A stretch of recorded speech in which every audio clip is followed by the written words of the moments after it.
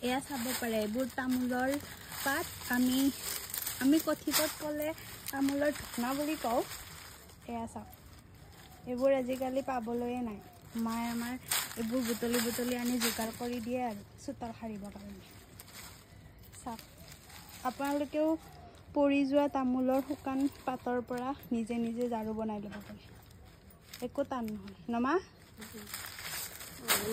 এনেকৈ তিনিডাল দি দিব লাগে এনেকৈ তিনিডাল তিনি টুকুৰা তামোল পাত একেলগে জইন লগাই বান্ধি লগাই কিনে এনেকৈ ইয়াতে গাঁঠি এইটো গাঁঠি দিলেও হয় নিদিলেও হয় কিন্তু আৰু মই দিছোঁ আৰু এইখিনি লম্বা হৈ থকাৰ কাৰণে দিলোঁ কিন্তু ইমান মানুহ দিলে নিদিলেও হয় কিন্তু এটা যদি অকণমান ডাঙৰকৈ বনাইছোঁ না সেইকাৰণে আৰু এটা তিনিটা গাঁঠি দিছোঁ আৰু এতিয়া আৰু মানে এটা দীঘলকৈ বনাইছোঁ মানে এনেকৈ মানে খাৰা হৈ ঝাৰু মাৰিবৰ কাৰণে ভাল হয় আৰু মানে মানুহজনী বেছি হালিব নালাগে আৰু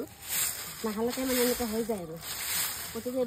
এইবিলাক কাম যিহেতু গা পা নোধোৱাৰ আগতে কৰিব লাগে সেইবিলাক ফটা চিটা মেক্সি এটা পিন্ধি এইবোৰ কৰিছোঁ আৰু কাৰণ আজি ৰ'দটো আকৌ বৰ চোকাকৈ দিছে নহয় গৰম বহুত লাগে গোটেই সেইকাৰণে ৰ'দতে চাটৰ ওপৰে ৰ'দতে এইবোৰ কৰি আছোঁ আৰু বোৱাৰীজনী আৰু বাঁহৰ জাৱৰা সাৰিব টান পায় চিজাৰিং কৰা মানুহ সেইকাৰণে আৰু এইবিলাক আৰু বনাইছোঁ আৰু এনেকৈ যেতিয়া খাৰা হৈ সাৰিব পাৰি আৰু ভালকৈ সেয়াই আৰু গতিকে আপোনালোকে বনাব তামোলৰ যেতিয়া পাতটো শুকাই তলত সৰি যায় তেতিয়া বুটলি আনি এনেকৈ দুটা পাত আনিব আনিলে মানে এনেকৈ তিনি টুকুৰা বনাই ল'ব এডাল জাৰু তিনি টুকুৰা নহয় তাৰমানে এটা পাতত দুটা পাত আনিলে ধুনীয়াকৈ তিনি টুকুৰা কৰি এনেকৈ বনাই ল'লে জাৰু কিনিব কিয় লাগে পইচা গতিকে এনেকৈ আৰু জাৰুডাল নিকিনিলে নহয় এনেকৈ আৰামত ধূলি মাকতি গোটেইখিনি খাৰাও যায় দেহাটোও কষ্ট নাপায় ইয়াত